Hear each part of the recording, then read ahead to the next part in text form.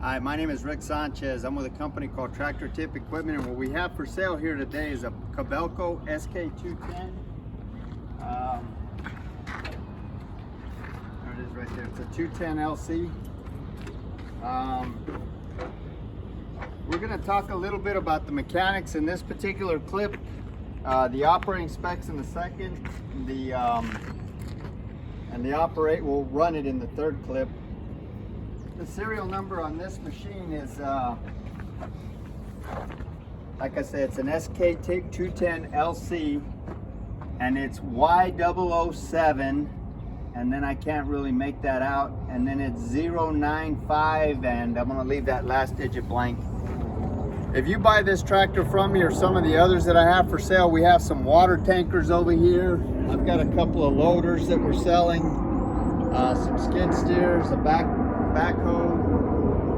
Point is that if you buy any of these tractors, you're going to be dealing with Pro Provencio. He's the guy running the camera. He's my right-hand man. So price on a new machine like this these days is, I hadn't priced them in a while, but I'll bet they're 165 to 175,000, maybe even more than that. It may even be bumping 200,000. I hadn't priced a new one in probably 15 years. This machine currently has 5,344 hours. As far as manufacturers go, Kobelco is ubiquitous out there. They're very well known for building solid, reputable, reliable machines that stand the test of time. As far as the history of this unit goes, let me tell you about the specs on it. This machine weighs 48,000 pounds. The widest point are those tracks right there, which is 10.5 feet. The highest point is the top of that cab at 9 foot 8 inches. And the transportation length, when everything's tucked up in a transport profile, is 32 feet. So what I started to say was, as far as the history of this unit goes, this machine comes from, like most of the machines we purchase, is an original owner Dallas, Texas machine. Now, why would I say that? Well, Dallas, Texas is not a corrosive environment.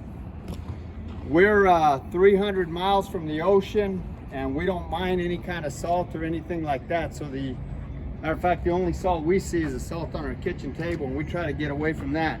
So just about every machine we purchase comes from one of about 30 different large contractors and municipalities here in the Metroplex. This particular unit comes from a company that we've done a lot of business with, millions of dollars of business back and forth. They've got an excellent maintenance routine that rivals some of the best I've seen. We've been happy with all the machines we purchased from these guys, and it should be said that before I purchase any machine, I send a couple of mechanics out to go inspect it, and if they say everything's okay, then I send Pro Provencio out to go inspect it. And if he says everything's okay, then I personally go out and I inspect it if the money's right.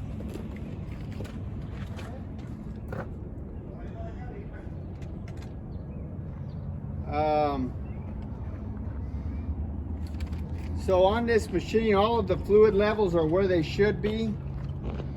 This machine is mechanically sound. There's no leaks on it. Everything works.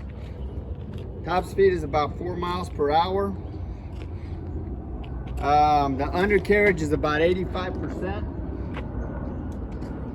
There's no leaks on the final drives. The final drives have got plenty of power. This machine will counter rotate, no problem.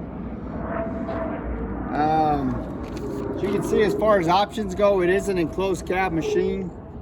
That air conditioner is blowing cool but not real cold, and I think we can get it to blow ice cold. We haven't had a chance to look at it yet, but it is blowing pretty cold right now.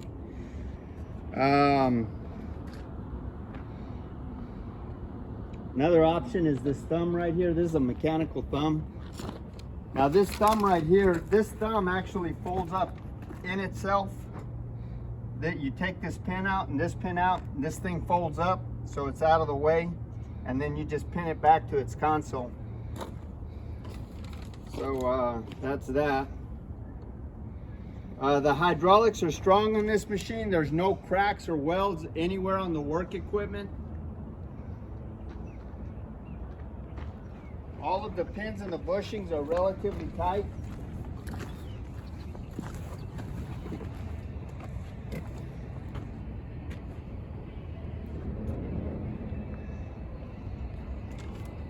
There's no deflection or any kind of problem in that Rotec bearing. That Rotec bearing.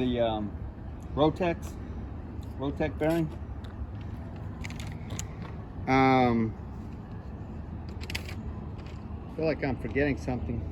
The width of this bucket is 42 inches. The height of this bucket from this point to this point right here is 5 foot 6 inches. The depth of this bucket right here is 5 foot 8 inches. So that's that. That bucket's probably got a capacity of about 1.5 yards, I'd say. Wouldn't you, Pro? Yeah, I would. The maximum dig depth on this machine is about 22 feet. The maximum reach at ground level from the center of the swing is 32 feet. Maximum dig height is 32.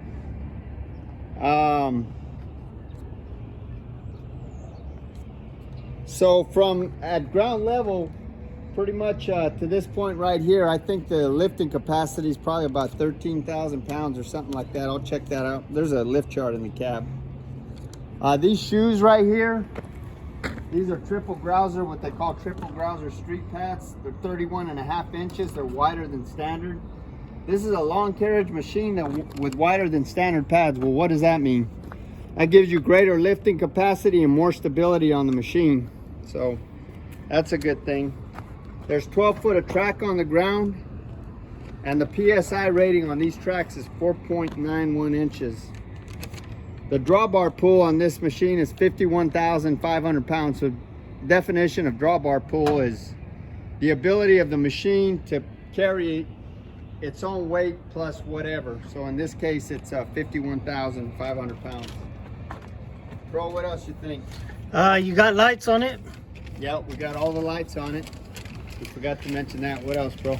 It's a strong machine.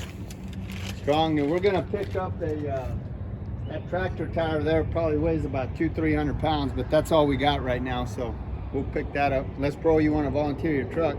Just do it. I need a new one anyway. Yeah, that's not a good idea. All right, we're gonna run it in the next clip. This is the inside of the cab here. Here's your key, here's your radio, windshield wipers. That is I'm not sure if that's 12 volts, so you might want to be careful before you. That's actually some type of choke right there. We've never had to use it. This monitor panel is very hard to read. I mean, you can read it, but it's heavy lift right now is what it says. That's the gauges work on it. See there, it's at 53:46 on the hours. There's your lift chart right there, and it says at ground level. That's from the. Oops, sorry about that.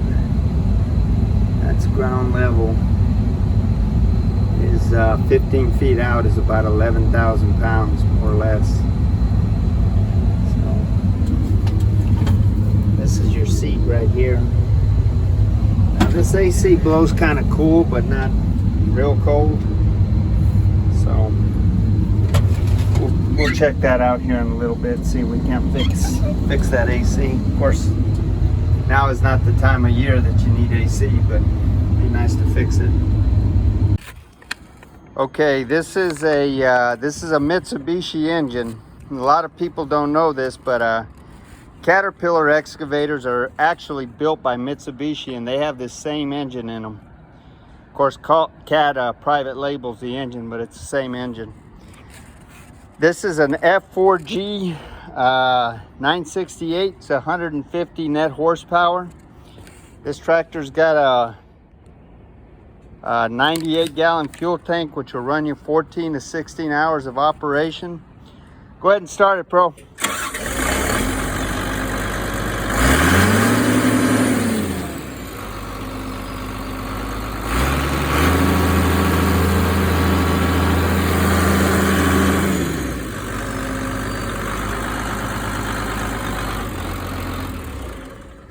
Good running engine.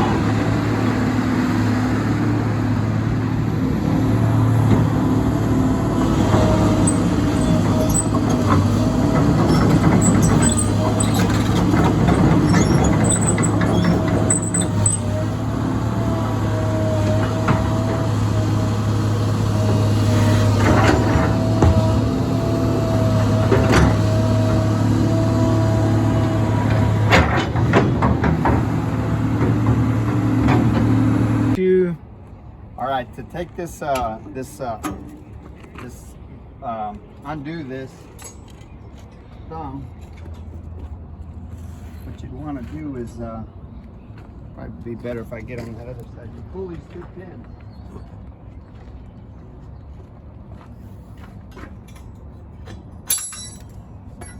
And you make sure you don't lose them. Shit.